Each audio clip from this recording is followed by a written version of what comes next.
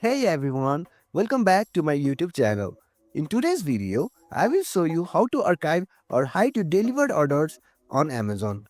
While Amazon doesn't let you delete order history completely, archiving order is a great way to keep your purchase list clean and private. Let's get started. At first, you have to be on the home screen of your mobile phone. Open your Amazon application and make sure you are already logged into your account. Then tap onto the profile icon from the down bar of your screen.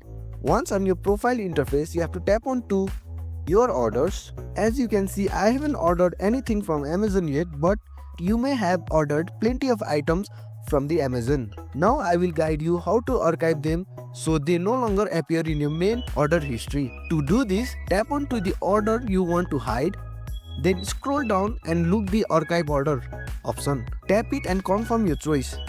This will move the order to the archive order section. If you ever want to view your archived orders, go to the account settings, select archive orders and you'll see them there.